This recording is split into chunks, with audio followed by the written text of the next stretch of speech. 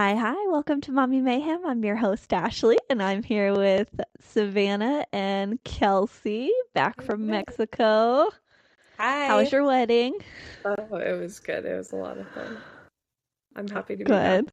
Never have to plan anything like that again. It's over. You did it. Yay. Can't hurt me anymore. Yay. So today we're going to talk a little bit about our postpartum journeys and just kind of where the scaries took us, postpartum depression to anxiety to our changing bodies. Just kind of all that jazz. So yeah, let's get into it. Hey. Yay. I feel so cheesy. Let's get into it. No, I like it. That's where the music comes in. You're like, let's get into it. It's like, dee-doo-doo-doo-doo-doo-doo-doo, and then it starts the podcast. We need Yeah. somebody to do that. All right. Production will just put that in post. Yeah. There we go. There we go. I Oh, like that's- it. Okay. Yeah, I guess I'll start. Yeah. So yeah, postpartum is like crazy. I don't know. There's like no real like it feels like a fever dream, probably I was because just it gonna say, mostly yeah. is a fever Got it. dream. And it doesn't feel like real. And it is crazy because people always talk about like, oh, postpartum, you're gonna like forget all the bad things. I remember most of the bad Bullshit. I remember all of it. most of the bad things. Josh has to remind me how bad it actually was sometimes, like Yeah. mentally for me, and I'm like, oh yeah, it really did fucking suck. Oh, yeah, Yeah. it was crazy. Oh yeah, that was horrible. So I guess I did forget a little bit, but Yeah. back. No, it's nuts. One, like, I would be interested to hear somebody's opinion of it after having like a vaginal birth because I feel like the recovery, like from your C-section plus the like mental kind of like craziness, like I don't know if it like exasperates it because you're also, healing from like an intense abdominal surgery. Yeah. But I was having a rough go of it, but I'm like, it started in the hospital, if I'm going to be honest with you guys. I was just like exhausted and tired and upset. And I think I said this in the last episode that I was on, but they took out my Foley catheter, like my urinary catheter. Oh And then yeah. my nurse walked me to the bathroom and I like hemorrhaged and it was like all over me. And I just broke down, like sobbing, like, My God, like that's so aggressively, scary. like just like sobbing. I'm like sitting on the toilet, like hunched over, just sobbing.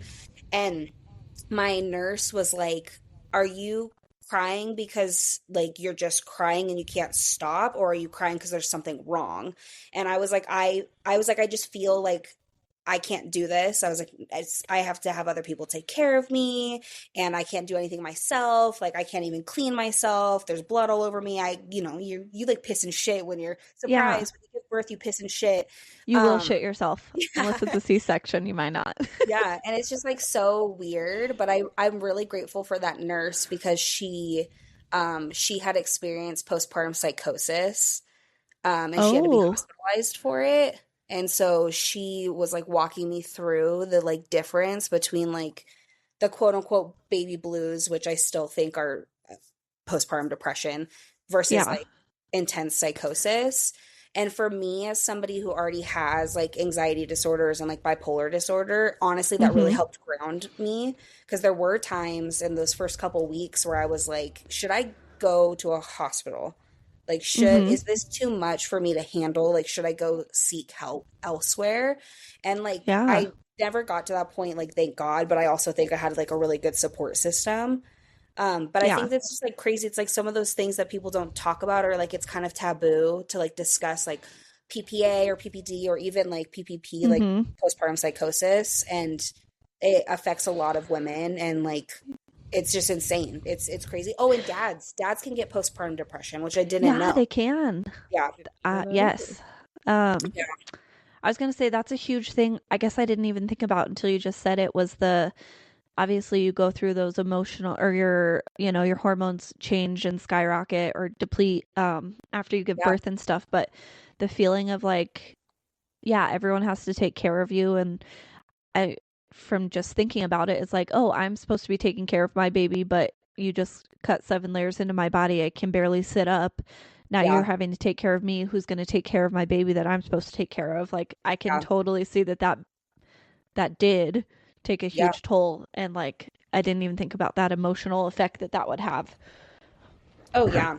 That's Yeah, crazy I think to think yeah, about. it's nuts. It's just like a nuts time. Like that's why I said like it's just crazy. It's a crazy time that women have Yeah. to go through. And a lot of I feel bad. Like I'm grateful that I have such a good support system with like you Mm-hmm. guys and with my family, but like a lot of women don't have that. And like I can't imagine. I always think about that like if I had if circumstances were different, I didn't have the support system that I had, like would would that have been something drastic? You know what I mean? Mm-hmm. Yeah. But yeah, that's crazy. And then the recovery time for your C-section is also crazy because Yeah. I mean, I don't know about, I mean, I do kind of know about you guys and your recovery, but like my recovery took like that full 8 weeks, Mine like took the full 8 weeks. full 8 weeks. And then one day Winston was laughing because like I was like, I can't do anything. I'm freaking in pain. I'm like upset all the time. And then one day he said I just like popped up and I was like, hey, like doing laundry. He's like Hi, nothing. I'm back. Like, I don't know who that was. That was crazy. Yeah. Recovery took that full. Thank God I didn't have to go back after that 8 weeks. I know Yeah. a lot of women that's all they get for maternity leave, but I luckily had like 20 weeks of maternity leave, and I can't imagine. I was still recovering at that Yeah. time. I can't imagine having to go back to work. You know? Yeah, I could still barely get out of bed at that time. Yeah, literally. Well, Like, it and was a full roll out of bed, but not because you It's- can't lay on your stomach. well, especially after a C-section, which is the only thing I can speak to. Like, Mm-hmm. it took me so long to be able to literally just walk up and down the street without being so tired that I needed to lay down. So it is a crime that some women have to go back to work so early after Yeah. experiencing something like that. And what's nuts too, Savannah, you mentioned it, like every step, like postpartum is ever evolving. Like you're always, after you have a baby, you're pretty much postpartum for the rest of your life. Yeah. 2 to 7 years at least. Yeah, exactly. It's crazy. I gotta check on that stat. I keep saying it. There's gotta be, if the numbers pop up for you, there's some truth to it, right? Like it's gotta be 2 to 7 years. And I that, think it is. honestly, with every new, like postpartum just seems to be ever evolving. Like you finally get the hang of one thing and then something new pops up. And it's crazy because, like Savannah, you mentioned a little bit earlier when you started off, like you hit this new step and you're like, I don't know if I can do this. What's even crazier, you cannot go back. Yes. Yeah. You can only go just forward. kind of Totally. have to, like, white knuckle it and hold on and hope for the best and just be like, okay, this is our new reality. Here we go. Here we go. Yeah. We'll dive in. Yeah. Help. Yeah. Right. Yeah. Yeah. But Did you guys feel you had postpartum anxiety first or depression first or kind of both at the same time? I think both. Yeah. I would say both, only because what I now understand to be what most people would call the baby blues also seemed like anxiety to me, where on the clock for the first 2 weeks we would hit, like the sun would start to go down, we'd hit 7:30, right? And I would just start crying. The nighttime scaries. I don't know. Yeah. I don't know if I'm gonna keep this baby alive. Like I'm super grateful, and I'm lucky enough that my mom was at the house with us for a couple weeks postpartum. And then she was getting ready to go back home to Florida across the country. And I was like, please don't leave me. Mommy. Please stay. Please stay. Please stay. Yeah, because I think it's a little bit of both, where like the baby blues absolutely hit and you're crying for Totally. who knows what reason, but the anxiety is crazy because you're like, how are we supposed to survive this? Like, every night's different. I learned one thing last night and I'm trying to implement it tonight, and now it's different. The rules have changed and I don't know what the fuck I'm doing. Yeah. Please, somebody send help. Yeah. I'm glad that you're talking about the the sundown scaries because I had that too. I Sundown scaries, was that's what going, it's called. Thank you. yeah, I thought I was like going insane. I was like, I something is wrong with me. Yeah. It would we would be like getting ready for we would have a wonderful day, great day, be awesome. We'd be getting ready for bed. My heart would start like just like beating out of my chest. I'd be like cold sweats, like literally Mm-hmm. having a panic attack to go upstairs to go to bed. Insane. Insane. Yeah. And then you're not sleeping on top of that, and then that causes you to not sleep more. So then you're just like delusional, which is insane. And then you're also taking care of a brand new baby that only Yeah. wants you, which is just a And you whole have other to be level up of like every 2 to yeah, 3 hours to feed yeah, them, and yep, yeah, it's crazy. System for babies, But you're a seems dick. I No, I'm just kidding. seems a little flawed to me.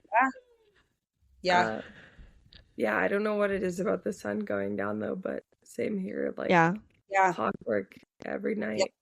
For the first couple of weeks, I would just Yeah, cry. it was definitely the first like couple months too that really got me. And I don't know like if you guys had a specific postpartum anxiety, a PPA that really affected you guys, but I've kind of talked to you guys about it before, but like the temperature of our house really affected me. Like mentally, I just had heard all these scary things about SIDS and, yeah, the TOG sleep sack numbers and how yep, many layers and what to put them in. And like if your house is above six or in between 68 and 72, you're good. But if it's higher, like you're fucked. yeah, Your baby's probably going to die, which is like all I could think about. So we like, even to this day, our house is normally at like 68, 69 because I'm so terrified. And we're well past that at this point. But it, for some reason, took such a mental toll on me. And I would like stick my hand down her sleep sack to make sure her chest wasn't too hot. And he's like, "You're waking up the baby. She's just fine." But it was definitely one of those things that like fucked me up yeah, mentally. Was that temperature SID stuff scares the shit out of me. yes, yeah, You're not alone Looking because back now, I wasn't over, swaddling her, over clothing her, but it still just was like, oh my God. I still check the temperature. Like I don't know. Our thermostat's weird where it'll hold a temperature until like 11:30 p.m. and then it defaults back to a lower temperature, like colder than Mm. necessary for a baby. And so at after 11:30 I have to reset the thermostat. yeah, It only holds on until 5:30 in the morning so that I'm up again. The first thing Yeah. I do if I wake up, I'll check the monitor and it has the room temperature on it. Mm-hmm. You're not alone, Shah, because I check it every single time to make sure it's within the 68 to yeah, 70 me too. degrees. I check it like 1,000 times before I go to sleep. I'll roll over and be like, okay, I checked it. And then, your brain just, that anxiety rolls and rolls. And I'm like, did I check it? Was it the right time? Is it changing? Is it up? Is it down? Is it, yeah. Just, I think I've only recently started to be like, we'll go sleep over at Yaya and Papa's house. And their upstairs is like 1,000 degrees every fucking time, no matter what I do. Travis does not believe in air conditioning. I swear to God. Monster. But I'm like, I always have to turn on the AC because it's like 75 to 80. And we were there over the weekend and it was at like 73. And of course, I did change it, but I was like, she's okay. It's turning down. She's just fine. Yes. And she was out the whole time. Yeah. It was fine. 1 degree is not going to make the difference. It did in my head. I know it feels Same here. Like, I still check it, but Oh, if yeah. we're putting logic into the situation, 1 degree is not going to make the difference. Logic does not exist here. No, it doesn't. There is no. You're just trying to, make sure you keep your baby alive and stuff. And Yeah. so if that's the hill you die on, like that's mom brain. Like yeah, there's I got no it. logic there. You just Yeah. have to. Yeah, or even like I remember her being, brand new itty bitty thing and like walking down the stairs. I'd be like, oh my God, what if she falls out of my hands and Right. it's like Yeah, the those intrusive intrusive thoughts and insane. yeah, those were scary they are too. scary. And then you're And like, I've what if seen something happens to me? Like what if, oh my God, like, oh yeah, horrible, horrible, The horrible, car. horrible.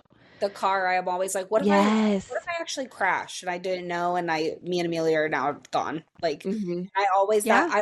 have that fear when she's in the car with just me. I'm like, what if we get in Totally. a car accident right now? What happens Or if we like, get what if something happens what to me and happens? she's fine? Like, do they Mhm. know who to call, or is everything okay? Is somebody gonna take her? Yeah. Yeah. Just spirals on and on and on Yeah. and on. It's cute. What's cool. Well, I don't know if this is cool. It's like a mass psychosis thing Mhm. amongst mothers, but we're not the only ones because there are, videos and memes and stuff on Instagram Yeah. and social media, like the intrusive thoughts for sure. Mhm. Like, I do acknowledge that it's pretty crazy, but I think about like what would happen if I tripped and fell on the stairs right now. And how would I try and use my body to protect this baby to make sure that she's okay? Am I okay with a broken leg and a broken arm and maybe a broken neck? If the baby's okay, Yeah. Fine. gotta do what you gotta do. Yep. I'm doing a full anime flip and cushioning her with my body. Whatever it takes. Yeah, literally. Whatever. I think Yeah. just about every time I walk up or down the stairs, Yep. Yeah. that thought is in the back of my mind. Yeah. Yeah. Which is exhausting. Oh, it's so No, the exhausting. weird It's intrusive thought that I have is when I'm passing through a door frame, I always am afraid I'm gonna like turn and smack her head. And I'm like, I've never done that. Two, I've never turned into a door frame. Hey. And I'm like, but that's the intrusive thought that I have, is that I'm gonna like, today's the day that I'm just like whack. Like, kudos I to haven't you. done it that I know aggressively, Ashley but don't I have wolves. absolutely have knocked my kid's head on the door. First of all, I run into the door frame on my own about 90% of the fucking time. I can fit through it. I know it's right there, but I somehow find the wall every fucking time. My daughter's head has absolutely clonked it a couple times. So And she's just like, huh.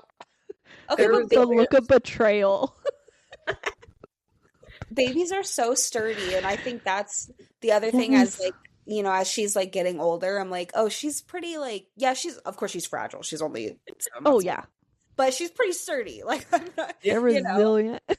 Yeah, like humans have survived for a long time because babies are sturdy. You know what made me feel better about it? Literally today, I was, again, not going to the bathroom by myself. My daughter was supporting me so sweetly, so helpful.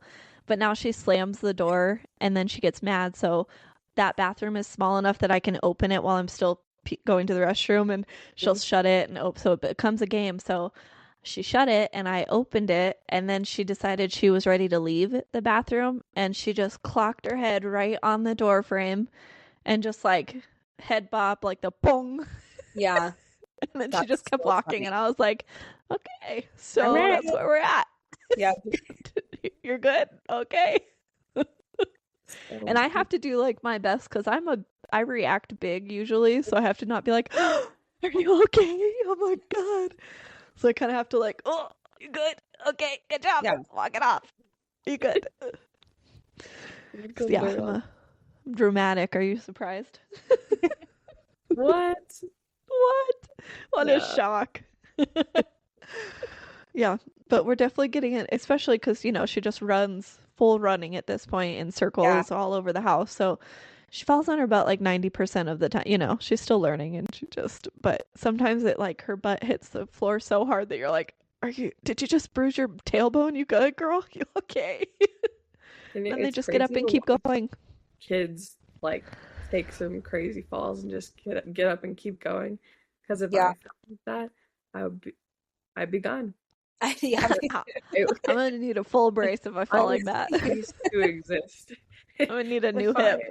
If I hit my ass like that, there would no longer. I don't think I could. Yeah, there is no ass after in society. Absolutely not. Just get rid of it. Yeah, got it out. Just done for. Shifting gears here, but did you guys have any crazy hormonal shifts like right after giving birth? Like, in what way? So after I delivered, we were in this recovery room for a very short time, and then they moved me to postpartum, and for the first probably 12 hours or so in that room, I was sweating like crazy. Like, I could not cool down. And I was like, I don't understand. Like, I've literally been bedridden since Can't before move, can't walk. the baby. Like, I haven't been expending energy or anything. And I had Ryan turn the thermostat down. It was probably Yeah. low 60s in that room. Everybody else is freezing, and I'm still sweating bullets. And the nurse comes in, and she's like, "Yeah, that's pretty typical. It's just like a big hormone shift." Interesting. Right afterwards, but I don't remember that till after, like being home, like in a couple weeks later, I started to like have hot sweats at night and like wake up and I felt like my clothes were drenched and obviously my boobs had leaked, but like I felt like I was just like soaking wet. Yeah. But that didn't, I only remember that happening like a few weeks after giving birth. Yeah, same, Ashley. Mine was like at home. I remember a couple of nights waking up like crying because I was like, I'm sweaty. And, like, I'm literally gonna die. That's where the postpartum anxiety is. We're dying of heat and we're like, the baby's hot because I'm fucking dying. Yeah, that probably plays into it, where you wake up and you're like, it does. In a puddle of your own sweat. Yeah. Everybody else must be like, oh my God, too. I better go check on that baby. Yeah. I would literally have to be like, hey Josh, are you feeling hot at all? And he'd be like, no, I'm good. And I'd be like, okay, so the baby's good. Because you're good, then that's fine. I'm not. She's like, I actually have hypothermia. But... Get his full snowsuit. Like, no, it's still freezing, thanks. All the windows are open in the middle of December. Yeah, that's what's fun about having like a end of summer baby is when like during the winter when you're pregnant, I was so hot all the time. It was like 30 degrees outside and I'm like, I am in a t-shirt because I'm sweaty. There's like steam coming off of me because I'm so freaking hot. I'm gonna go lay in that bank of snow. Yeah. Catch you in a few hours. Yeah. You turn into a husky. You'd just rather be outside because you're so warm. Yeah. I am like, oh, me too. I'm like a hot shower person. I love a hot shower. And when I was pregnant and like postpartum, I was like, I got to take a cold shower. Like, yes. I'm so hot. I'm sweating in the shower. How is that possible? How is it possible I'm sweating in the shower? Right. With water. Or you know what would suck too is you take a shower, you stop sweating, and then you get out, you dry yourself off, and you're already sweating and stink, and you're like, God damn it. You're like, oh, it's like living in Florida where like you take a shower, you go outside, humidity, yeah. Just like your own never person try again. It's crazy. But honestly, if this is any indication of what menopause is like, I don't want it. Oh, yeah. Yeah, I'm happy to skip that. Take my ovaries out. Give me a hysterectomy. When you guys My grandma also had ovarian cancer, so I'm okay to take those bad boys out when I'm done having babies. Yeah. When you guys signed your C-section like release forms, did they warn you that you could possibly have a hysterectomy? Because they warned me. No. Yeah, it was like part of my like consent for my C-section. Really? And I wonder, now that I'm saying this to you guys, I wonder if it's because I had a choreo. Like I had but they made me sign a consent form saying that I was okay having a hysterectomy if they needed to. Isn't Holy that crazy? shit, that's so scary. Well, I do not remember signing anything like that. Yeah, sure, take it. Because you and I delivered at the same hospital. By the time I signed to do the C-section, they very well could have warned me, and I wouldn't. I was so panicked because there were like 10 nurses in the room because Charlie's heart rate dropped, and I was like, okay. And then they're like throwing scrubs at Josh and like, put this on, we gotta go, let's go. Yeah. So I don't remember any. All of your possessions away, and you wouldn't know it until you came to after. Yeah. I gave my phone to Emily and maybe my ring to Josh, and I was like, someone hold these are important. Yeah. That's like that's a lie. I couldn't even wear my ring. I was so swollen. Sorry. Can you wear your ring now? I got it resized. Oh, you did? Yeah, I waited till I think Charlie had just turned a year just before, because they kept telling me to wait because you're still swollen sometimes. So I waited, and then I was like, F this. And now it fits perfect. And I just don't think my fingers are going to go back to being as slender as they were, which is fine. As long as I can wear my ring, I'm good. Do you have the same size shoe as before you got pregnant? No, I think my feet are bigger. I went up a size and a half. You did? I'm pissed. I can't wear Wow. it. Will just, Oh I don't buy no. all What new size are you now? I'm a fucking 9.5. Whoa. I Yeah. actually might have a ton of sneakers for you that Oh, have barely wonderful. been worn that I was going to drop off at Goodwill. Yeah. I want to Because say, Josh's mom gave me like 20 pairs during pregnancy, which was amazing, but yeah. I just don't need them and they Ooh, don't fit. That's would love crazy. to look into that. I Yeah, know. they're very cute. She's got good taste. Yeah. Well, because Yeah. I was trying to like get out and walk, Yeah. and my tennis Yeah. shoes wouldn't fit, and I said, okay, I guess I gotta go buy another pair, and I went in.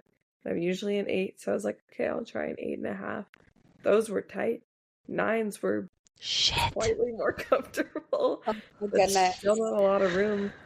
I don't know what happened. My feet got gigantic, Yeah. and I don't think I think they'll I go. went up a half a size. Yeah. Yeah. I went up a half size and stayed. I have like a 7.5. That's my foot. Kelsey, now that your feet are bigger though, Katie and Kathy have bigger feet. They say that they get the best discounted shoes though. So you might be in for a treat. I did notice that the discount section at DSW with slightly larger shoe sizes have better options and stuff. So You are in for some luckiness. it's a silver Oh, lining. cheers. Absolutely, for sure. The only thing I'm worried about is, do you think I would like to have another child? Do you think my feet are going to get even bigger? Yeah, Get 12. probably. Yeah, I'm going to have to go to the men's section, and they don't have cute, stylish shoes. Like walk around in clown shoes. Yeah, Just basically. get some Crocs. You're fine. Yeah. Croc Central. I bet your dad has some flip-flops you could borrow. Now he doesn't Sorry, Big need Dave.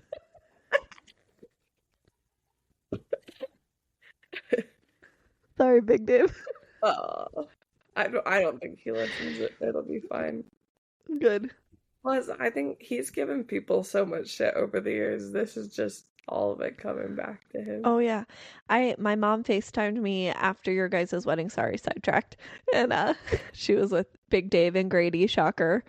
And literally your dad takes the phone, he's like, oh my God, how are you? And I said, how are your 9 toes doing? And he's like, all right, fuck you. Like, I'm so sorry, I couldn't help myself. I know. I've heard some really good ones too. Even my friend Callie was the officiant. Oh no. Wedding. Hilarious. And she goes, Ryan and Kelsey are 10 toes down for each other, and then just stares right at my dad. Kudos to her, dude. So funny. But I actually was thinking about that. So I guess I need to talk to my dad and see if he's comfortable with this. I guess we can cut it if he's not, but Yeah. 28, 22.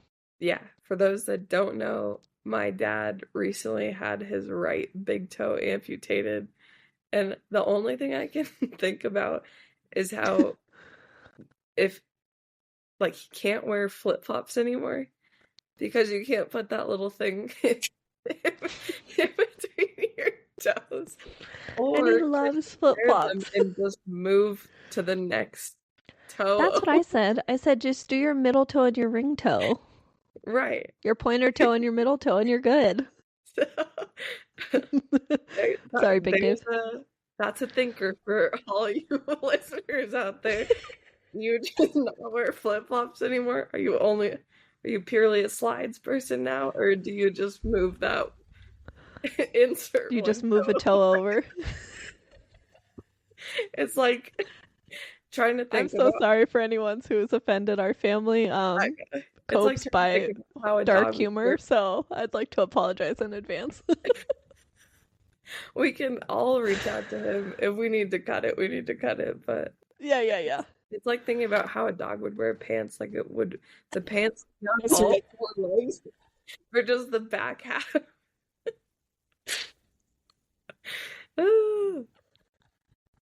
Poor guy. He'll never live this down, honestly. Oh, never. If ever there was a person that could handle it, I think it would be him. Yeah. It is him. Love you so much. Love you, Dad. Watch this be the one episode he listens to. I know. I always Sorry. I always tell him now, just because there's less of you, we don't love you any less.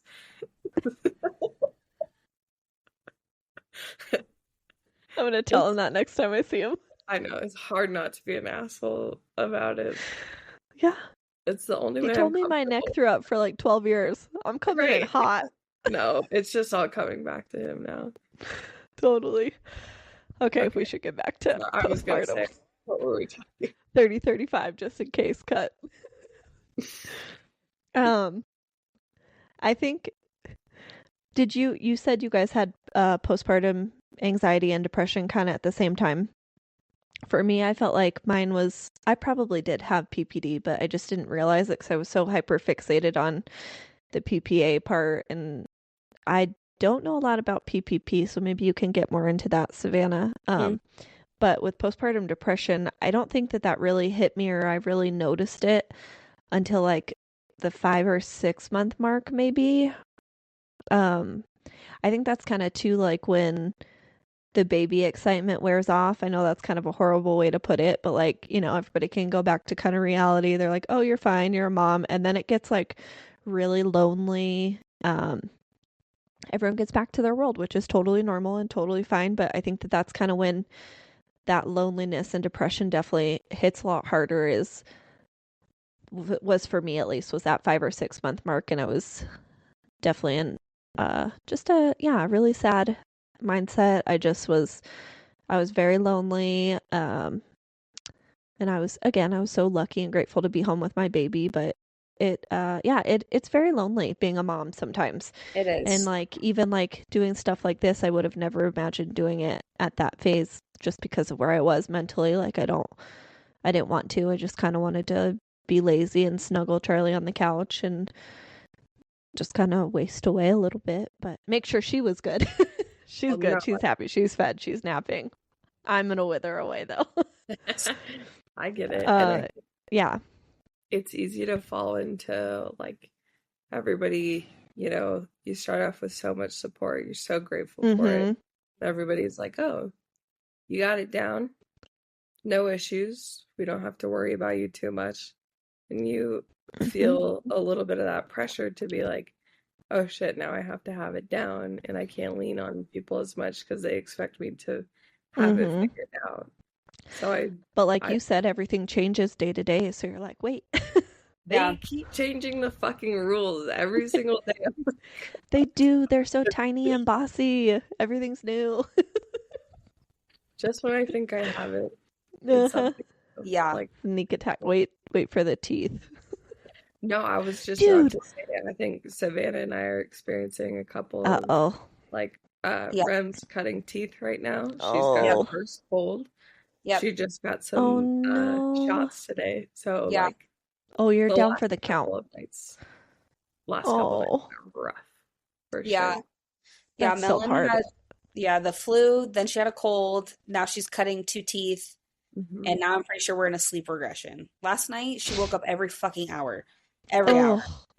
And I'm like, I don't understand what's going on. And like, she's doing those nights are hard. Honestly, I don't know. I don't know if she's having like a nightmare or she's in pain or whatever. Like, we're giving her pain meds. But she will wake up like blood curdling scream. Yeah. Like, she's just like, ah! And we're like, ah, what? Yeah. What happens? Right. And like, she's in her room now because we were going to transition her like the first of the year, whether she had the flu and then she had a cold, but now she's in her room. And so we hear her like on the baby monitor and then it's echoing from her actual room. It's terrifying. It's like a horror movie. You've never moved faster in your whole life. Yeah.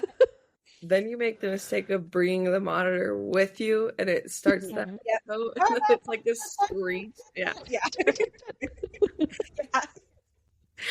Oh, yeah. That is the hour to hour wake up is holy. It's like being back in the newborn first couple days, but for some reason it felt harder. Maybe because they were more aware and like actually really upset instead of waking up and you just put them on your boob or give them a bottle and you pass like they pass out. But for some reason that this phase is well, and I was reading too that the like 7 to 10 month like window for newborns or infants or whatever, the 7 to 10 month window is like when they're starting to learn how to communicate, but they Mm-hmm. can't. So then they get frustrated because they like know what they want, but they can't tell you what they want.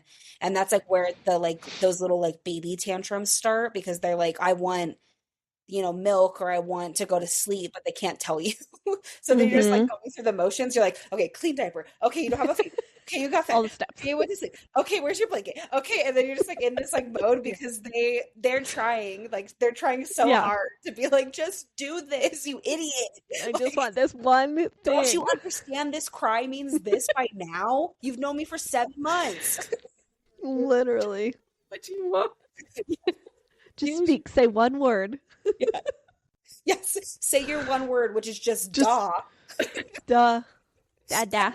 Yeah, Yeah, but they're Charlie different just says okay inflections. all the time now. that's She'll so do the funny. all done hands and she'll go, Oh. okay, okay, okay, okay. And you're like, oh shit. I didn't Okay. realize I say okay a lot, but apparently I do. And Oh, I didn't even listen. think about the things that you say all the time that your kids are Oh, Charlie's start hit saying. my 4 main vocabulary words. Okay, hi, yeah, and oh shit. It's still so funny to me where I think a It's couple a episodes beautiful Christmas morning. I don't Yeah. even know where she got it from. Like, I don't even It was say, me. oh shit, and then an hour later you drop something, and the Oh, first thing out of no, your it mouth was like 35 seconds later. I was like, Josh, I never say oh shit. Because I'm like, I say fuck all the time. I say fuck. I never say oh shit. She says oh shit on Christmas morning, and I'm like, who says that word? I never say that word. And then I dropped a tray or something, and immediately I'm like, oh shit. And Josh is like just shaking his head and laughing, and he's like, I told you. I'm like, God That's so funny. damn it. So yeah, now she just says, yeah, hi, yeah. And apparently I say okay. I think I say okay because if she does something or says something or heard something, I'm like, okay, you Mhm. good? Okay. So now she does it back to me. Yeah. And she also started saying stop to me. And if I change her diaper, it's okay, stop. Okay. I'm like, I want to respect your boundaries, but you have poop on your butt and I just can't let you stay with poop on your butt. Yeah. Like, just let me finish. Yeah. So funny. They're No. naughty, dude. They're naughty. Yeah. It's fun, though. Melons, pigtails. I know I told you this on Saturday, but just they reminded me so much of Charlie, and I just so Yeah. cute. She's Yeah, so her dang hair's cute, dude. hers so long. It's so long. And It's now, honestly so fun to like do hairstyles when they get a little yeah, bigger too. I'm having so much fun. when I'm she was so- like really little, like she's always had a mop of hair, but like when she was really Yes. little, people would be like, "Oh, what a cute little girl!" But and like I didn't have to put bows in her hair, but for whatever reason, now that her hair is really long, everyone calls her a boy. So now I'm like, well, now we have to put her hair We up gotta because put up everyone a calls her a fucking boy bow. when we go out. Like she's like wearing Disney princesses, and She's people are wearing like, pink, motherfuckers. "Oh, cute," and I'm like, "Oh, thanks." But I like don't correct them, but it makes me feel better when her hair I is know. like It's like, what do a bit you do? They out of don't her know. face. And I don't know if she can see when her hair is like, Oh yeah. Charlie will in the morning walk around with her hair in front of her face, and I yeah, run around our island chasing her, trying to put it up in a ponytail. So I'm like, you yes, can actually see if you just let me do this. yeah. She loves It's gonna to get sleep so on her much better. stomach. And when she wakes Yes. up in the morning, she just like pops her head up and she looks over, and her hair is just like cousin Bee. Like it's just like this in front of her face. It's Like, so do you cute. even know that you're awake, or you just have your own like blackout curtains? Like no idea. Oh, is that the dawn? Yeah. Oh. The light shines through my wisps. She has a lot of hair. She's a She lot has a lot of hair. of hair. You have a ton of hair, and Winston has a ton of hair Yeah. too. My hair is like thin, but I have a lot of it, and if that Mm-hmm. makes sense. And Yeah. Winston's hair is, he's gonna get mad at me for saying this, but Winston's hair is Mm-hmm. Sorry. thin, but he does have a lot of hair, and he Yeah. has had a lot of hair his whole life. But it's also funny because something I didn't like think about having a daughter and like also obviously being a woman was that like I know how to do hair because I've been doing it my whole life, but like I Mm-hmm. had to teach Winston how to like brush her hair and like how to like get the little tangles out because her hair's like down her back. Yeah. And so it gets tangled. And I had to like teach him like brushing from the, the ends, not Kind the of bound. Yeah. this is the way that you have to brush it and like brush it this way so it doesn't part that way, and like all those things. And then I told him, I was like, I'll give you like a little like daddy boot camp to like do hair whenever you want, but I also told him that I don't want to like step on his toes, like I want him to figure things out. Let's do a wine night and do a daddy boot camp of hairstyles. The braids. Josh did the same thing though the other night. We were, we have a whole routine. We do bath time. I put lotion on. He reads her a book to distract her. And then he started brushing her hair and he's like, well, I got to learn. And I was like, oh my God, that's so cute. So cute. So I was like, okay, if you want me to tell you, I will. And it was the same thing. I was like, start at the bottom, kind of work your way up. Don't start at the root. Yeah. Don't be a Kathy. Don't just I was back. Bosh you on the head with the brush. Just kidding, Mom. Love you. No, she did my hair too for our Katie and I's first communion. She did those freaking French braids so tight. Dude, they're tight. My face was pulled back. You also get a facelift when she does her braids. Yeah, which I mean is cool. Now she could braid my hair and that please. Sweet. But I had such a bad headache by the end of the day. And I'm sure. 2 French braids. You get used to it. I'm surprised it didn't pull my hairline back a couple of inches. It did. That's why mine are so far back. Gotta cover my tracks. Journals. I'm not good about it. I started at the beginning of the year and I was writing every day, and then just one day I forgot and I haven't done it in like 2 or 3. It's probably been like 3-4 weeks, but probably a month. Let's be honest. Every time I try and start one, it just evolves into me bitching about Ryan. And I'm like, if he read this, I think he would be upset. So maybe I should just go talk to him. Same. I do that too. But it is really healing. Yeah. Cathartic. It is. Do you journal, Savannah? Yeah, I'm a pretty avid journaler. I've been journaling like basically my whole life. But I was journaling during postpartum, which is really enlightening, and it's also really sad, like to go back and read how I was actually feeling in those times. Yeah. And it's like crazy now to kind of be in like a better mindset and then to go read back like what I had like written when I was like so deep and like depressed. And like I just had this conversation with Winston because I felt like I was like really, really low. Like I felt like I was like really bad in my depression, like freshly postpartum. And this also makes me sad because I do have bipolar disorder, so I do get really low. And he was like, yeah, but you weren't like any more low than you like are when you're in your like depressive episodes. But to me, when I was in it, I felt like it was like the end of the world. You know what I mean? Yeah. Like it was like so heavy and it was such a different kind of depression. And now like going back and reading those journal entries, because like I talked about, my breastfeeding struggles, and then I talked about having bipolar disorder. And I have like this one entry that makes me like really sad every time I like go back and read it when I'm like reflecting. And it's just like, I feel so bad because I can't be strong. And I'm like, no, I was being strong, like I was being strong in those moments. And it's just like I said, like this whole episode is just like postpartum is crazy, but it is very lonely and like isolating. I'm glad that you brought that up because even you could be surrounded by like everybody and you still feel like you're by yourself. Yeah. Especially PPD and PPA. Yeah. Like, you feel like you're the only one. Like even to Winston sometimes I'm like, I'm the only one that cares, but like that's not true. Like your partner is also feeling those feelings, but like your brain is just like tricking you to like be a crazy person. Yeah, I definitely being in a big social situation, I think too I definitely felt that way too, where you're like, I'm all alone. There's 50 people here, but I've never been more alone. Is Charlie okay? People keep trying to hold her. Is she hungry? Is she tired? Nobody cares. It's just me. Where's Josh? And I know he's having the exact same thoughts and feeling the same way. He just isn't showing it physically the way I am. Yeah. If that makes sense. Like, I don't Yeah. know. I'm obviously, my emotions are on my sleeve, and I think Yeah. most people can hide it better than I do. Yeah, So, well, it's interesting to research because dads do get postpartum depression, which I didn't yeah. know until like my OB was talking to us about it.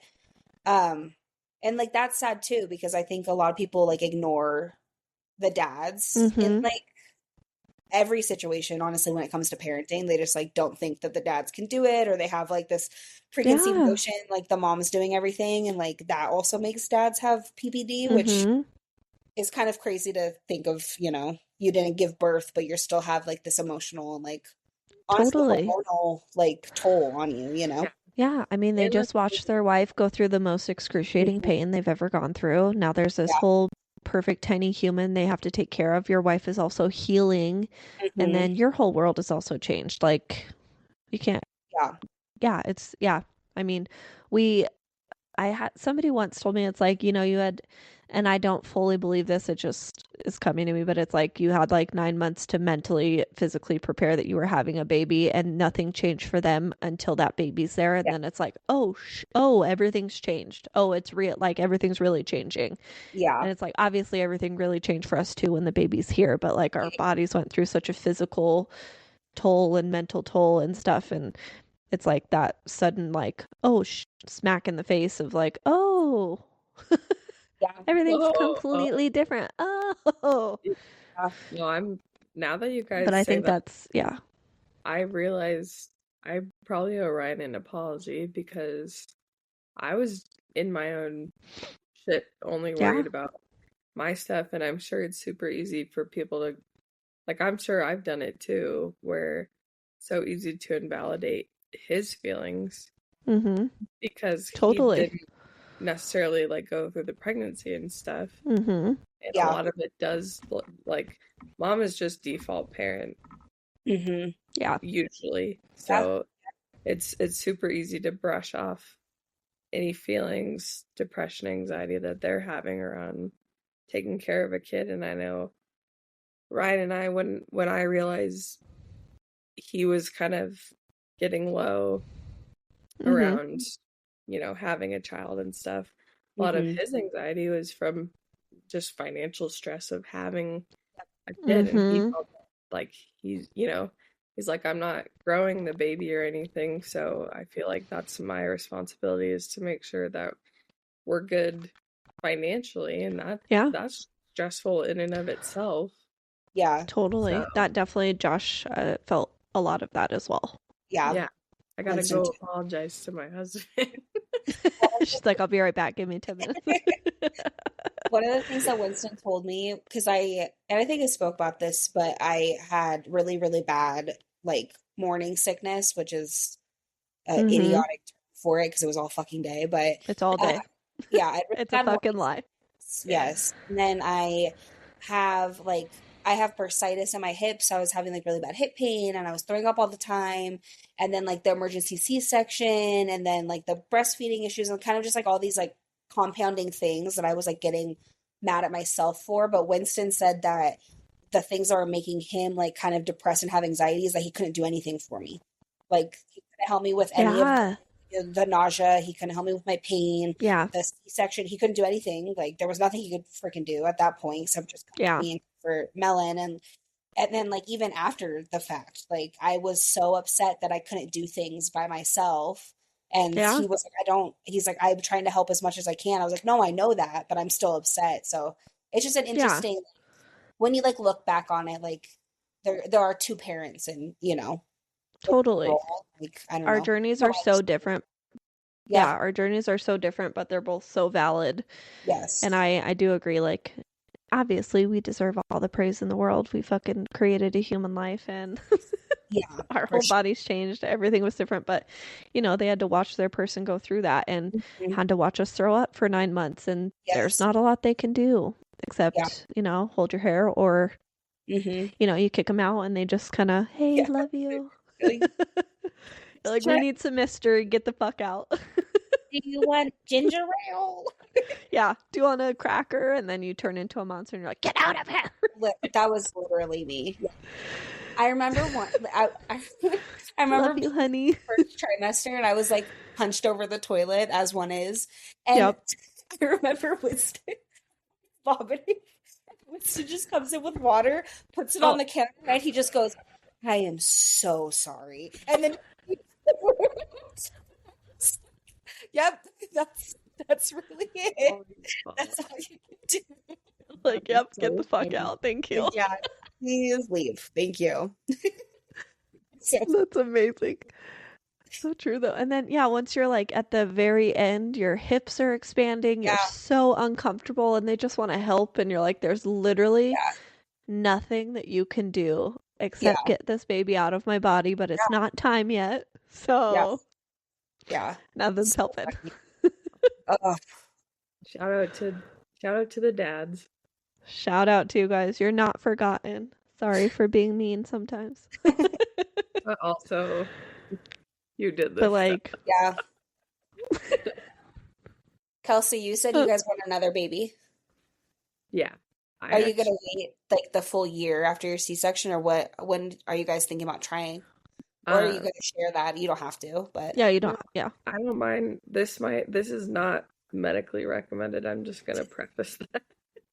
But I will never go back on hormonal birth control. Not for me. So I'm just gonna let the universe decide. Yeah. We love each other very much. And bounce your car. Oh. Okay, sorry, I didn't mean it like that. But that's a Mexico baby right there. Yeah. If it happens for the 1 year, then I'm a firm believer in things working out how they're supposed to. So for sure. I know that's not. If you don't know, she just got married in Mexico. That's why I said that. I just want to clarify. Oh yeah, just screaming Mexico baby. Just want to clarify that. Whatever happens. See what happens. Yeah, that's valid. I've to wait a year postpartum to try and have. Yeah. Would you be okay then having another C-section? Yeah. Yeah. I would at this point. I think me too, if I'm going to be honest. Yeah. I think the door is cracked open for me to have a second, but I'm not fully there yet because I did not like pregnancy. But if I were to when we did, sure, I'm all in. I'm not against, I'm not opposed to having it, but I'm not. But I would definitely probably just schedule a C-section. At 39 weeks, not 41. I love my daughter. I fucking hated being pregnant. Hated. Still out of that mindset of no. And I just all of you moms that I know and love who told me pregnancy was awesome, fuck you. Yeah, fuck you. I still love you, but fuck you. You tricked me. I'm so happy with my perfect angel baby, but fuck off. This is gonna piss you guys off. No, I hope you enjoyed it. Yeah. I love that for you. I think is super interesting. Everyone's takes on it because I know women.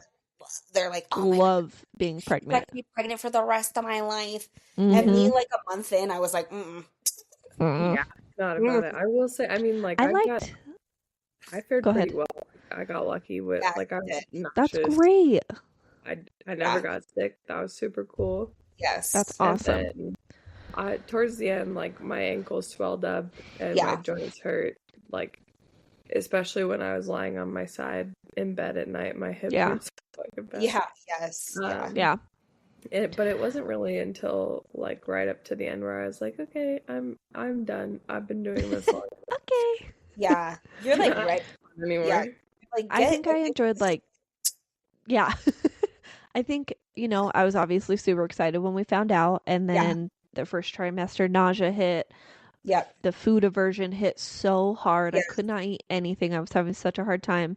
Yeah. And then I think second trimester, maybe a few weeks into it, I had a 2-week window where I was like, oh, I have a huge bump. I actually feel okay. She's kicking me. That's pretty fucking cool.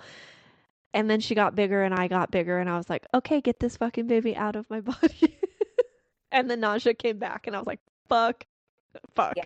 Dang, you got 2 weeks out of 41 that you felt. That's what I feel like is like there's 2 weeks where I'm like, Sweet that was spot. dope. Yeah. That sucks. Yeah, it was Yeah. uncomfortable. Yeah. And I popped at 8 weeks. I don't know why, but I had a big ass belly at 8 weeks and it was very cute. I liked it, but holy cow. Horrible all the way I was up like, until the end. that baby's coming out at as a 15-pounder at this point. She did it, but like juicy tracksuit I think is so cute. that was I'm not a regular mom, I'm a cool mom. I'm a cool mom. That is I forgot how big my belly got. All you needed was a handheld camcorder. For real. Yes. Maybe some snacks, maybe some condoms. God, love ya. You girls keep me young. Keep me young. Savannah, did you get any reprieve during your pregnancy? Like, did you have even a short time where you felt good? No. I'm sorry, being a vet tech and being pregnant sounds fucking horrible. That was just that's so funny. You like just read my mind because I was just trying to think because it worked like well, okay, so I gave birth on the 16th of June. I went on maternity leave the 10th of June. Ugh. So I went 6 days before I gave birth, which thank God I did. So I was like working all the way up until that point. Mm-hmm. And I was also, because I'm student teaching right now, and so I was also in school doing observations. So I was like working 2 jobs and going to school. Yeah, holy shit, Savannah. And so I think that probably contributed. Like, I'm not like, obviously, totally. Naive, probably contributed to me being like, fuck this, I fucking hate being pregnant. But yeah. But I mean, no, I definitely. I was nauseous the whole time, and not just nauseous. Yeah. That really like minimizes it. I was vomiting the entire time. Like I lost weight from it. Like it was like really, really bad. I couldn't keep water down. Did you have to do the prescription, the nausea prescription medicine for a while? I did have to do the prescription. Because nothing was working. Like Unisom wasn't working. Like nothing was working. I couldn't keep anything down. I couldn't keep liquids down. So it's just like that sucked. And I think I talked about this on a different episode too, but like just in my normal life, I hate vomiting. Like something I don't like. Like I don't like to vomit. And so having to vomit like every second of the day was just like the absolute freaking worst. I like did not like it. Yeah. But no, I don't. And I think, like I said, I think it's just because of my circumstance. I don't think that there was like a single week or day that I was like, this is fair. Amazing. That's fair. I think the whole time I was just kind of like, yeah, I'm pregnant. Yep, I'd be doing this. I still am. I know, it's crazy. Still here. Still pregnant. I think just like a thought comparison is kind of like, yeah, you probably saw dogs vomit or they had bad dog breath or were shitting themselves. Like, didn't help with the nausea. For me, it was like, I could smell a patient's breath from like 10 feet away. Yeah. I could smell if they had perio. I could smell, I could just, they'd open their mouth for an x-ray and I'd be like, I gotta go. Yeah. Or instruments would come back bloody and I'd be like, all right. And that stuff never used to bug me, but oof. Yeah. So what really did it for me was cleaning patients' teeth. Yeah. At the time, like while I was pregnant, I was a pediatric dental assistant. You were pregnant when you were a pediatric dentist? Or assistant? I thought it was before. No, so I guess the first part of my pregnancy, I was a pediatric dental assistant, and then I thought, okay, that's crazy. Got my other job, and that's a whole other episode with that employer. And I'm eager for that episode. After that, but I would clean a patient's teeth, and sometimes saliva just like pools up in your mouth while you got it would. And the yes, that, but also like just a big blob of spit spinning around on the brush. I just about horrible threw up into their open mouth. No. Yeah. And that's why kids hate the dentist. Oh. Yeah, no. Oh, that's funny to say that, but it wasn't like a smell or anything. It was just the visual of that really just triggered me, and I was like, ugh, Yeah. that's disgusting. But no, I can't imagine, like, I wasn't a fan of just being nauseous every once in a while. I can't imagine being sick. That sounds like the worst thing ever. Yeah, really. Yeah. When did you leave the pediatric? Do you remember how far along you were when you Yeah, left? I was right when I got hired on in this new position, or my most recent job before I'm not working currently, but I was like right at 12 weeks. And I only interviewed for this job because I have a LinkedIn alert that notifies me of jobs where, like, I qualify for them, and if it's Yeah. easy apply, then I just have to click a couple buttons and put like no effort into it. So I Yeah. applied for this job because whatever, why not? And then I went and did the interview because there's no pressure. Like, if I didn't get the job, I'm still employed.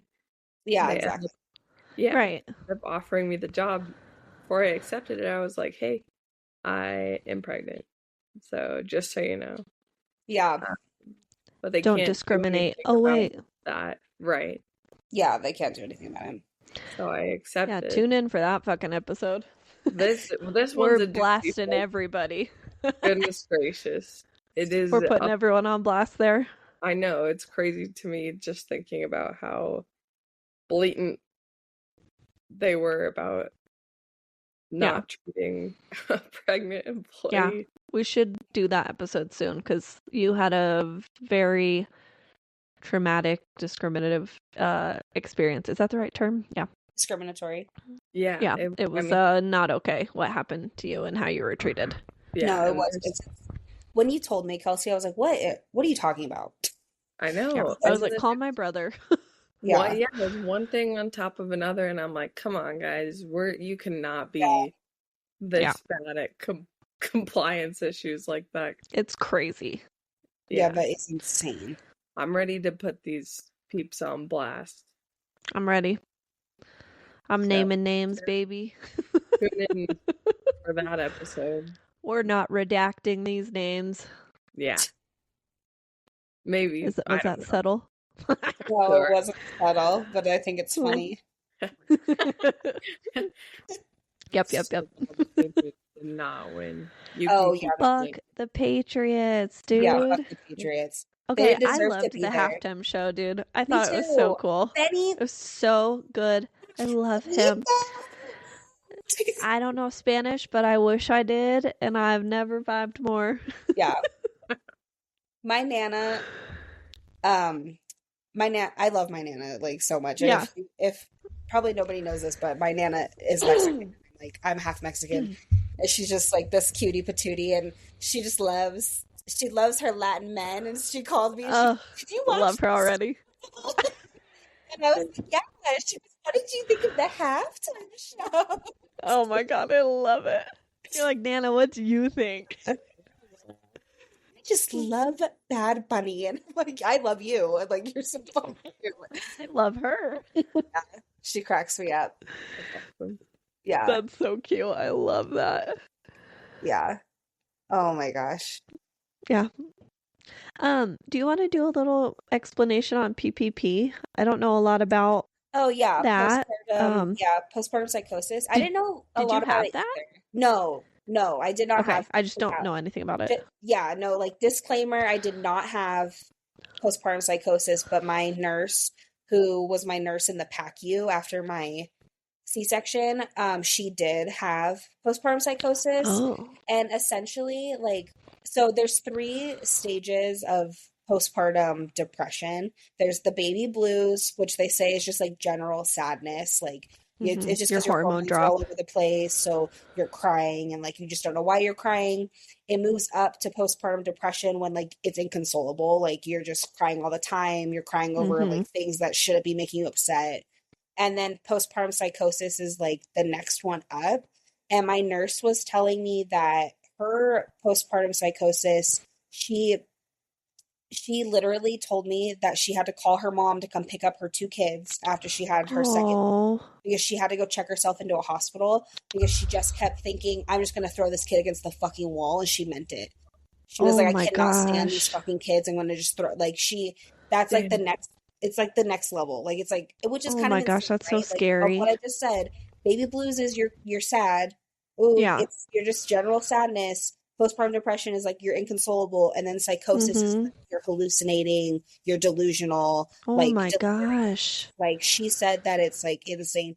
And I'm glad that she brought it up to me because it Yeah. had ever brought it up to me before. I had no idea what it was I'd when she yeah, said it. I'd never heard about it till you just said it earlier. Yeah, postpartum psychosis. Yeah. And it affects a lot of women, a lot of That women. is so Yeah. interesting. Oh, that's so sad. I can't imagine, yeah, feeling that way and having it be that. What I thought was my depression for postpartum, I thought was heavy and dark and sad, but yeah, Mhm. that's obviously a whole nother level of, Yeah. I'm And so I'm sorry. grateful That's that so she hard. brought it up because one, Yeah. then I could know. Like then Mm-hmm. it was Look easier. out for the signs. Yeah. Like how depressed was I actually? Like Yeah, that kind that's of stuff. huge.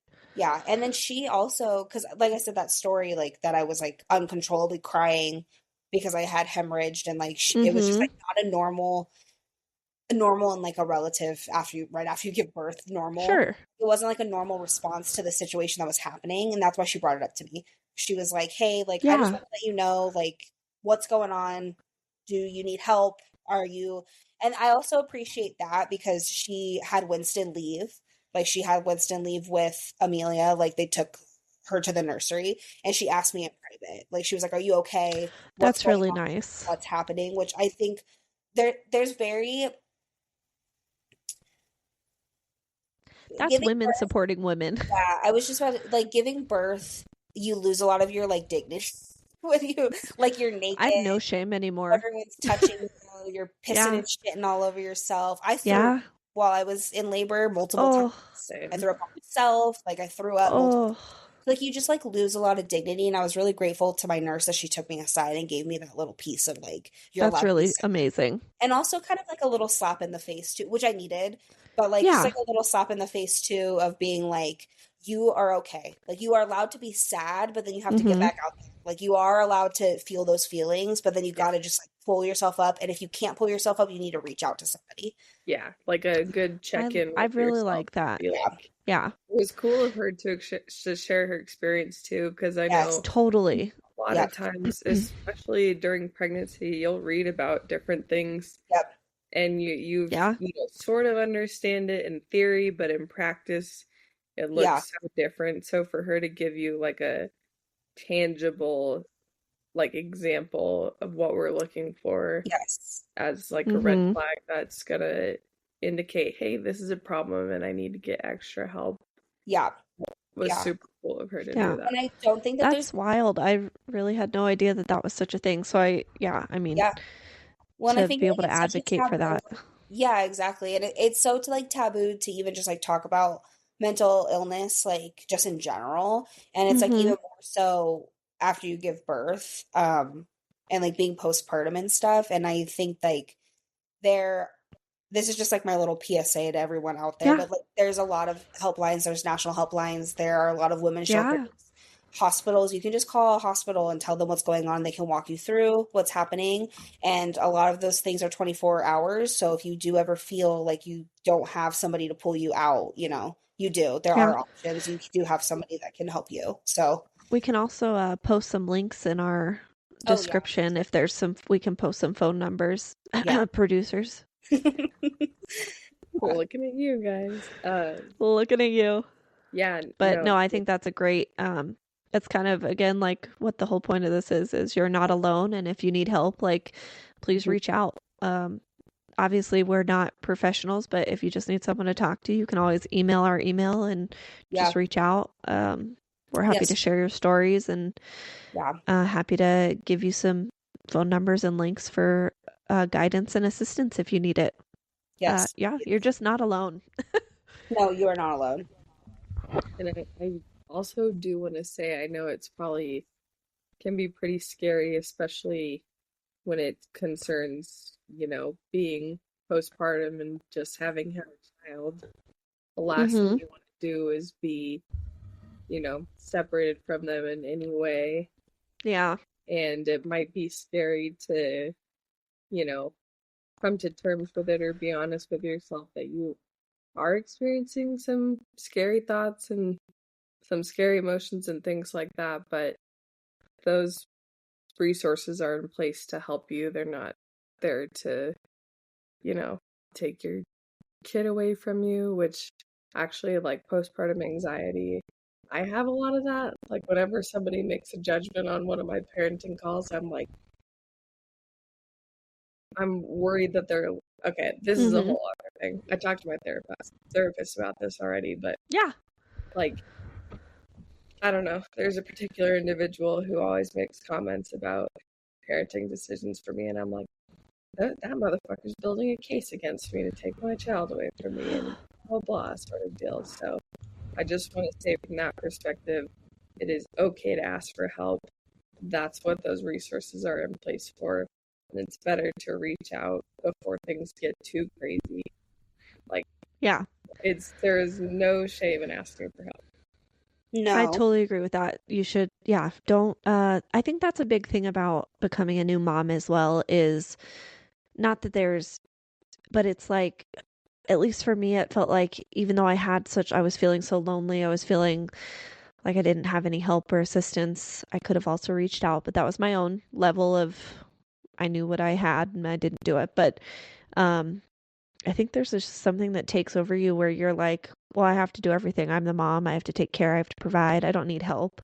My mom did it on her own with 4 kids. Why can't I fucking do it with one?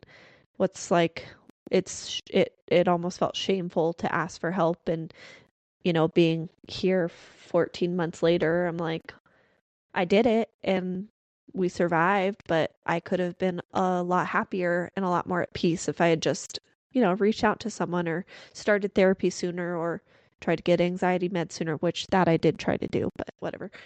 Whole different story. But I do think that mom guilt kind of taps in again. It's that mom guilt and anxiety and depression of like, well, you have to do it. You're the mom, figure it out. If you reach out, you're like almost weak, but you need your village. It literally takes a village. Yes. To raise a kid, raise 1 kid, raise 2, 3, 10, 12, whatever. Yeah. And I also think like just conversations around birth and pregnancy are so like taboo as well. And I think that women should keep speaking up about things. Because like, 100%. I learned so much about the women in my life, like after I talked to them about the things that I was going through, and they're like, oh no, I went through that. Like, why didn't you tell me that? Why didn't you tell me? Yeah. Why are we just now talking about this? Yeah. I just remember when you guys told me you were pregnant and you guys asked like how I was feeling or my opinion, and I was like, do you want the truth or do you want me to sugarcoat it? Because I'm not the most positive person to ask about pregnancy. And I mean, at least every time you guys were like, well, tell me the fucking truth. Yeah. Like, okay, it's not the most fun. It fucking sucks.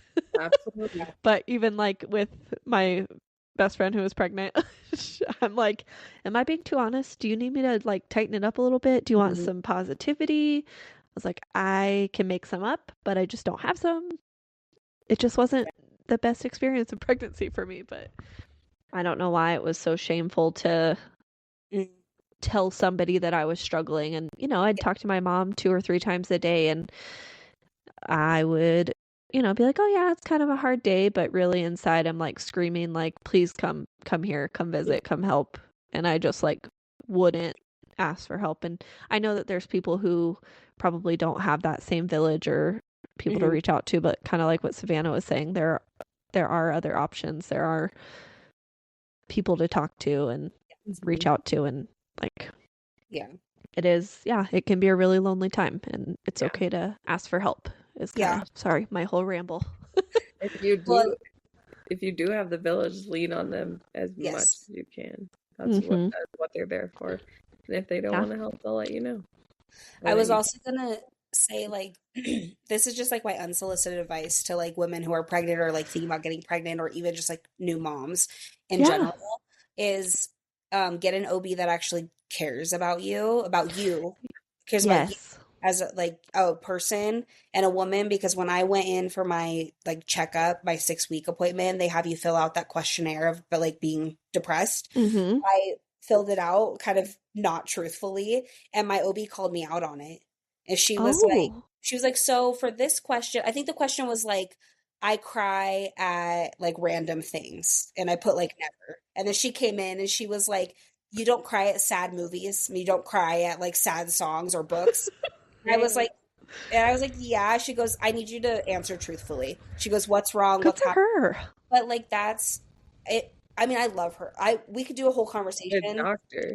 Yeah, we could I do a think whole we should do a whole OB and pediatrician yeah. episode. But she really I got she a lot cared to say. about me. She obviously she cares about the baby that she delivered, of course, Yeah, but she cared at the end of the day she cared about me. And like that's I think amazing. that's my advice if you're pregnant or thinking about getting pregnant, find an OB that you really like and Mm-hmm. connect with. Even if it's by chance, like you're allowed to switch your OB. You don't feel like you are stuck That's a with this new huge thing. doctor. You're Yeah. allowed to change to the Mm-hmm. last minute. So find an Yep. OB who actually cares about you, because it'll make that process so much easier and simpler, and just Yeah. that helps you as well advocate for yourself because you already have somebody in your corner. That's Yeah. such a huge thing to express and say because where I went, you had 8 different OBs. You didn't get to choose who you wanted. You didn't. So, like I said, the OB who delivered Charlie, I could not fucking stand her. She did not make me comfortable. She had horrible bedside manner. She just was. She did the surgery great. My baby was healthy. I was healthy. I was safe. I'm so grateful for that. But it just was like that connection is so huge. And when I did have my 8 week checkup, I was like, I'm really struggling with postpartum anxiety. I can't function. I feel like shit. What do I do? And she gave me a list of like 45 therapists and was like, oh, I don't help with that. They can help though. And then Big. she's like, but you have to figure out who's in your network and who can actually help you. And I was like, I don't have Yeah, the mental capacity right now to do that. Can yeah, you, I don't know, prescribe me a low dose of anxiety medication until yeah. I can find someone who can help me? Or, then I didn't have a primary yet. And that took 6 months to get a primary appointment because they were so busy. And, that's where our insurance accepted. And it was like, I felt so not taken care of Yeah.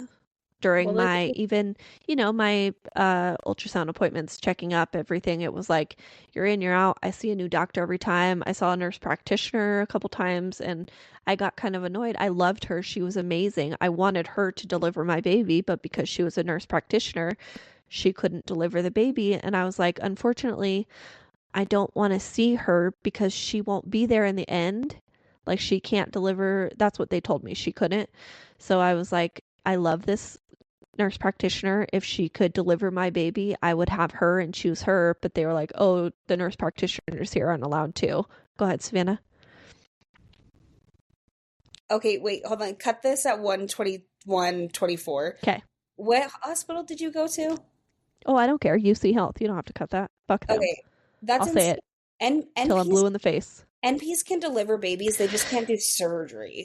So, Well, I mean, I had to have emergency, but we didn't know that at the time. of But course, that's what I'm saying. Like the fact that they yeah. were telling you like, no, she Yeah. can't deliver your baby, that's incorrect. So in my head, I was like, well, that sucks. I like her a lot, but I don't want to continue a relationship with this doctor, nurse practitioner, because she won't be in there in the long run.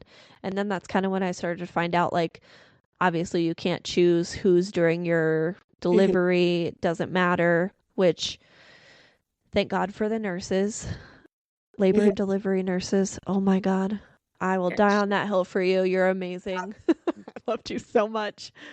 Um, I mean, I saw the doctor they came in and tortured me with the cervical checks, left, and then, came in when it was time to break my water, left, came in when it was time for a C-section, left. But um, if I could have one specific or even two specific OBs and not 8 or 9, Yeah. that would have been amazing because I met so many different people that were like, okay, we vibed really well. I feel comfortable with you. I feel like you're going to listen to me and what I want. And then I got stuck with the 2 doctors that I vocally told Josh I never wanted to see again during ultrasounds because we just didn't have that flow and that vibe, and I wasn't comfortable with them, and that's the two that I ended up with because yeah, that's just how it happened. But I totally agree with go to an OB that you like. Jump around if you need. I know insurance sucks and our health system is shit, but if you can find somebody you really like, do it. Yeah. If I go through that again, I will be doing it differently. Yeah. Yep. It was just by chance that I actually I had an OB for like the first 5 months of my pregnancy, and then she retired. Don't know why she took me on as a new patient if she was going to retire 5 months later. But then in the same, like at Skyridge, that's where my OB is, and in the same, like literally the same office, was another OB, and so I just switched over to their like service, and I love them. Like, so it was just by chance that I happened to like meet my doctor, who her name's Dr. Coles, but who like delivered my baby, and I love her. Like, I love her to absolute pieces, and she like really worked hard. Like I said, she advocated for me, and she was like pissed for me that I had to have a C-section. Yeah. She has the lowest rate of C-sections in the hospital, and she was like frustrated for me. Wow. Like, she was like really on my side. Well, I was gonna say she had Winston take a picture of the cord because she was like, had Winston take a picture of this. I knew it. Of the true knot, and then she spent like Winston told me that I was on the operating table for like longer than I was like supposed to be. That's like a bad way to phrase it, but it's because she like spent extra time to sew me up. And now I'll send you a picture of my C-section scar. It doesn't even really look like it's there. Dude, mine's still purple. Still is sticking out and protruding. Like, have you been? I think they sewed me with one eye open. What? Have you been massaging it? No. Everybody who's had a C-section, take 5 minutes. Massage it. Yeah. Are you guys still numb? I'm massaging. A little bit. I'm numb, like right on my right on the scar in the center. Yes. I have not a lot of sensation. Yeah.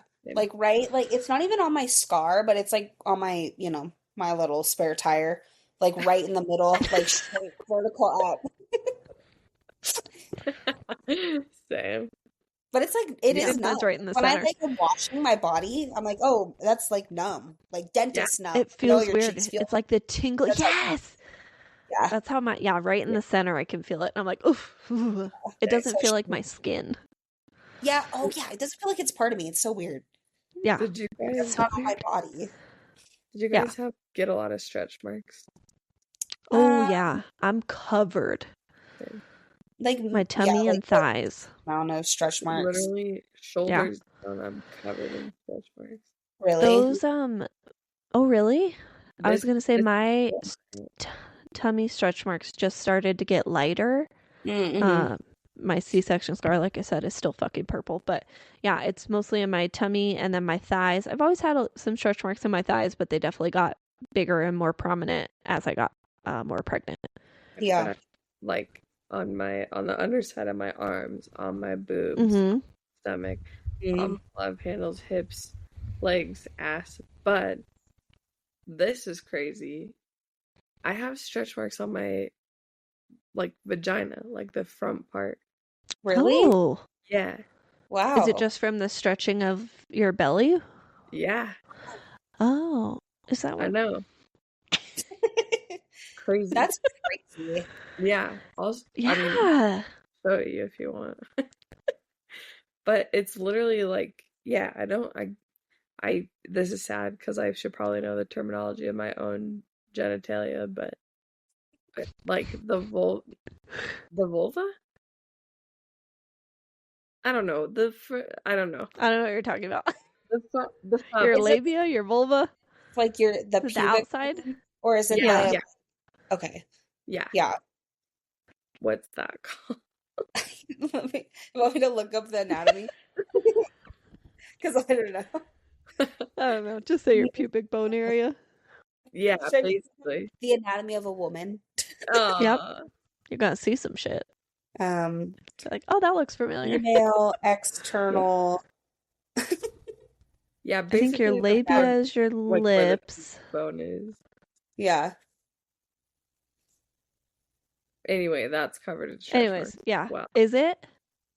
Do you Yeah. put somebody told me to put, is it bio oil, something like that, on your Yeah. stretch marks? And I'm sure it helps, but like I said, I barely lotion my body at this point because I just don't have time and I'm tired and I don't want Yep. to. And Yep. Nope. I put I'm lotion on my face. I'm And every couple weeks I'll put lotion on my scar. I do put them on my tattoos though. priorities. Tattoos are covered. Yeah, absolutely.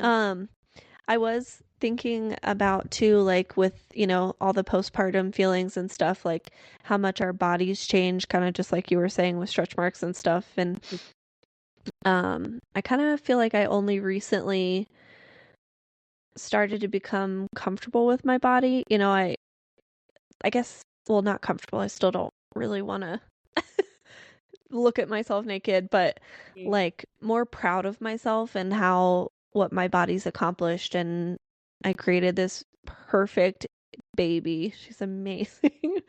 And I know that like that's such a huge thing for me was I never struggled with my weight before. I never struggled kind of with that kind of stuff until after having a baby, and losing weight started to get really hard. And I feel like my double A boobs can touch my kneecaps, and I have stretch marks all over my belly, and I'm really proud about my C-section scar because it just makes me feel strong, but I would like it to be less purple. But and like my nose, I felt like got bigger during pregnancy. Like there were just so many changes that looking back at pictures, like I said, I'm proud of my body and what I've done and going through that and everything, but it is hard to still want to see myself pre-pregnancy and then kind of how I am now and wanting to get back to that, which you'll never get back to. I mean, you can, obviously, but I don't have that willpower at the same time to do so. Yeah. But I think like just trying to find that comfort and loving myself again, especially with having a daughter. I don't want her to, I guess, shame herself or not love her body if it were to look different or if she were to be a little different, or you know what I mean? Like, Oh I yeah. want her to learn to love herself. So I've really been trying to work on loving myself and loving all of my new stretches and folds and tummy. And I don't love my saggy boobies though. You know what?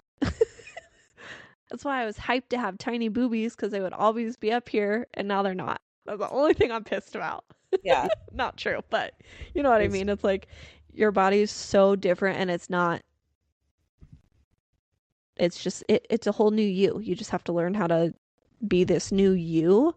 Yes. I don't know if you guys want to touch on that or if you have any feelings toward that as well. But I just know that seeing my new body is a learning curve, a new challenge for sure.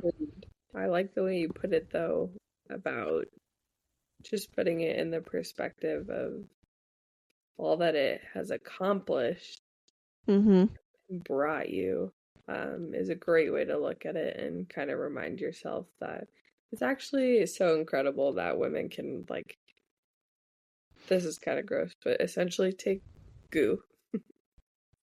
And make a fucking human. A whole functioning human being. With their own bodies. And then, if you're, able to breastfeed and stuff like that, literally, you create life, sustain it within your body, and sustain it outside of your body, and that's pretty damn incredible. But we're literally superheroes. And it's tough sometimes. Like I actually really struggled this week in Mexico trying to like celebrate and get excited, but then I also look at pictures and I'm like, damn, a lot has changed. So, and Savannah and I talked about this too, like we've always been a little thicker, curvier, curvy, but now it's tougher to bounce back because we've got that big old apron belly hanging Yeah. off of us. The apron belly's insane. It's never something that I've experienced before, and it's Mm-hmm. like really weird. It's weird to like have it and be like, I don't really know what to do with this, you know? Right. Yeah. Yeah. And it's hard to even like I have goals that I want to get back to. Been hitting Yeah. Pilates right now. I'm gonna try and get out for walks. Hey. There was a gym at the resort and I like lifted weights for the first time down there. Nice. Good for That was a you. mistake. Oh no. Oh no. Were you so Only sore? only yeah, because I pushed it way too hard. And this was several days I do that every before. time. Yeah. It's And I can't hard. work out for like a month because I'm Right. like, I fucked up. I know, it's all or nothing, and then you do the all, and then it's nothing for a while again. But I think that's probably a part of our family psychosis yeah, trauma. I think that is it. Go big or go home, and we go big and then Absolutely. have to stay home because we hurt so bad. Right. And still Right. have not learned this lesson Still don't learn. 100 times over, but I did, I can't even remember. It was like deadlifts or something. Whatever girlfriend. exercise like works your quad. Mhm. And Yeah. then 2 days later, I was trying to bust it down on the dance floor at the reception, and I could get low. I used to always be able to get low. Now I Yeah. can't even stand up. Yeah. I was just down there, embarrassed to ask for help. You're like, Ryan. Stand back up. And now I was looking over at Rem like, okay, take notes because your mama still got it. Yeah. Get down. Damn right. Get stuck down there and be like, don't look at mommy. Mommy's stuck. Yeah. This is shameful. Look away. Mommy's got Yeah. this. Yeah. So I did like, go ahead, sorry. oh, I was just gonna say it's been pretty incredible like what my body's been able to do, but Oh yeah. Yeah. I miss a lot of the things that I used to be able to do as Yeah, well. absolutely. I'd love Yes. to get some of that back. And it doesn't It's necessarily trying to need find that balance. Yeah, it doesn't need to be aesthetics. It's just like functionality at The this point. functionality. Oh, Yes. totally. Yeah. Yeah. I want to drop it low and my knees don't pop. Yeah. See, I think genetically speaking, we are not. We're fucked. It's just not in the cards. Unfortunately, I think I'm still just gonna about do it. every single one of us is gonna have a knee replacement by the time we're Yeah. 50. So Thanks a lot. How jeans? yeah, not sure what that was about, but yikes. Yikes. Yeah, I think there also was something I kind of heard too about like, I want to put up a good front and kind of learn to love myself so my daughter learns to love herself and everything about herself. And it's like, if you're putting on makeup or something, you're not supposed to be like, oh, mommy wanted to feel pretty or beautiful. You're supposed to be like, oh, mommy wanted to feel special. Yeah. Or something like that. Like change the verbiage so it makes it more positive instead of like, oh, mommy's not pretty without makeup, so I'm not pretty without makeup. So I'm trying to like get in that mindset of like, yeah, just generally changing the way I look at myself and feel, well, not look at myself, but feel about myself and just learning to love me. And I genuinely have always been really hard on myself and my biggest critic, and there's always something that I was disappointed in, or I didn't have a six-pack. I didn't go to the gym. Of course you didn't. But like, why didn't I have one? I didn't have, these things that it's like, oh, you don't have this and this and this. Well, I also didn't do the things to have that. But, couldn't look that far at that time. But Yeah.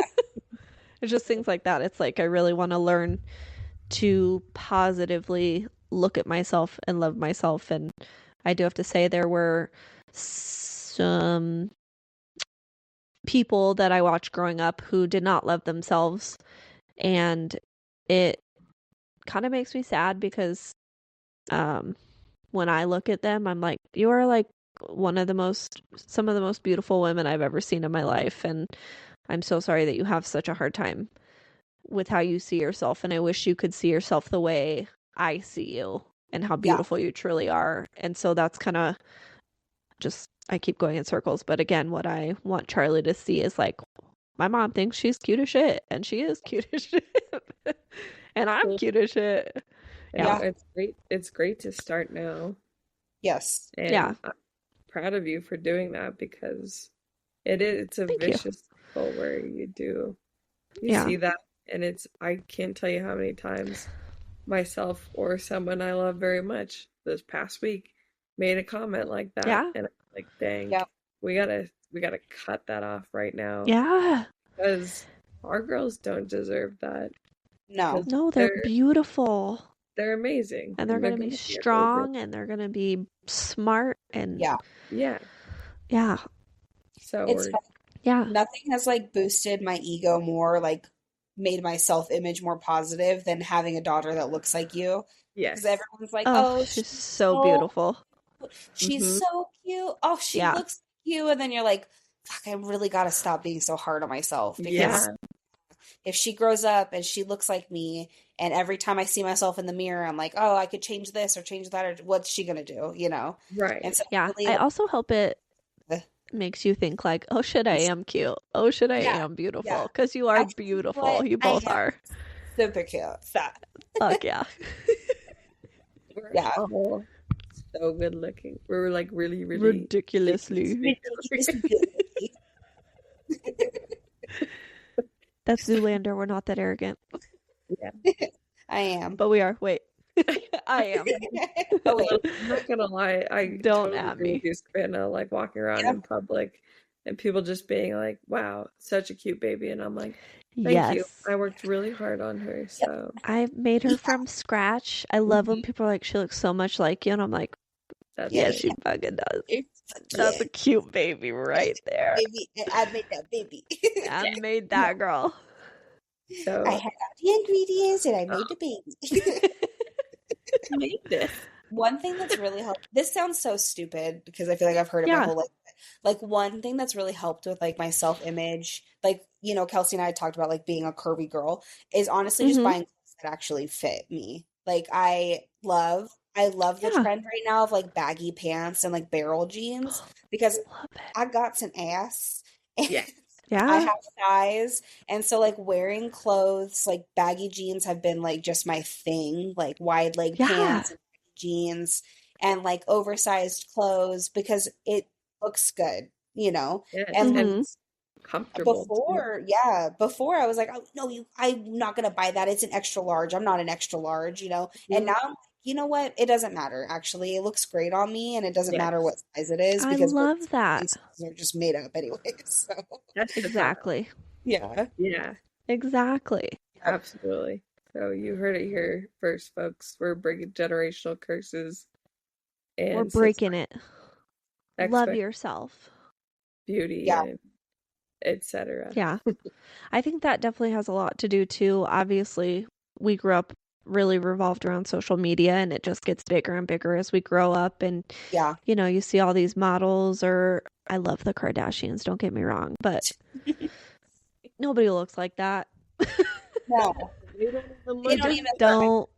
don't even, and it's like all these famous YouTubers, Instagrammers, real TikTokers, whatever the fuck they are, like never made me feel more like a piece of shit in my whole life because I'm like, well, why don't I look like that? And it's like, oh, well, they're 28, 29, I'm 32. And I'm like, no. Then I see Kim Kardashian, 40 something. I'm like, but I think that definitely has a huge thing to do with, obviously, like I said, we grew up on that and MySpace. And were you guys around for MySpace? Like, were you a couple years? Okay, I just aged myself. Hello. Oh, you're so young and youthful. Okay, my trauma started at MySpace, and you got to pick your top 10 best friends for the month, and that fucked you up. And if you didn't have a cool song or a cool profile pic, you sucked. I think this should be an episode about, like, I'm worried about parenting in this day and age, and who knows. We should do an episode about that.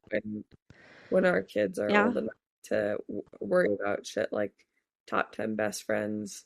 Or like whatever it is in the future. Hologram is going to be I hope Yeah. that there's like a downhill of social media, and like both of my sisters, neither of them are on social media, and I Yeah. think that's so cool. Yes. I'm addicted. I guess Henry's not very much either. He'll post once or twice a year, but Yeah. Yeah, Winston's a ghost on social media. He's not. totally. I feel like most of my cousins are, Mhm. except me. Because I have to send you guys me reels and memes every 5 seconds I'm on. But Yeah. That's the issue. That's what keeps me coming back. there's funny shit. Yeah. There is funny shit. I gotta hand it to just people in general. You guys are funny as fuck. You Like, guys are Sometimes fucking you gotta funny. laugh, you know? Thank there's you some for fun. the 2 a.m. laughs. Yeah. Honestly. Really. Yeah. Is there anything else you guys wanted to touch on about postpartum bodies or PPA, PPD, PPP? Touch on a PPP. PPP. No, I just think like everything is allowed to be a work in progress and you don't have to have it all Totally. out. And postpartum, like Ashley said, lasts 2 to 7 years. That's the stat we're going with. I'll So, look at that. I'll look it up at some point. Producers, add that in the description. but you're not alone in your feelings, and it's okay to be sad sometimes. Yeah. Or all the And times. it's okay to not be okay with your new body yet. It's okay to take Yes. time. It's okay to evolve, just like sit there, feel your feelings. It's okay to feel that. It's okay to Yeah. not be 100% and feel 100%, and just know the incredible thing that you've done, and yeah, just, try your Yep. best. You're not Yep. alone. Don't try your best. You are doing your best. You're not alone. You're Yeah. not alone. Yeah. And you're a fucking superhero, dude. I think I texted that to you guys like after everyone had our babies. I was like, Yeah. so you all realize that we're fucking superheroes, right? Yep. I don't know Oh if yeah. you remember, but with our Mommy Mayhem group chat, when I discovered that I could express Oh yep. even before I Yeah. just Yeah. yelled, I'm a god! Yeah. Yeah. Okay, so funny story. When I could express, I'd like sit here, and one night I was like, Josh, it's like stuck. I can't express. Will you come look? And he came over to look, and I tried to squirt him in the face, and it missed him like just by an inch. And he's like, that would have been the funniest thing in the whole world. And I was like, damn it. And then, of course, from then on, never trusted me again about it. That's so funny. Yeah. Love it. Love it. Yeah. Well, thanks for listening. If you want to email us at hihi.mommymayhem@gmail.com, you're more than welcome to. We're also on Spotify, Apple Podcast, YouTube, and I did make a TikTok, but I don't really know how to TikTok, but it's all Mommy Mayhem. Check us out. We would love you to subscribe and listen to us. Tune in for Kelsey's work discrimination episode, for more chaos, Hannah's part 2, Jessica's IVF journey, and all the bullshit. We love you guys. And yeah, you're not alone. Bye. Bye. Yeah.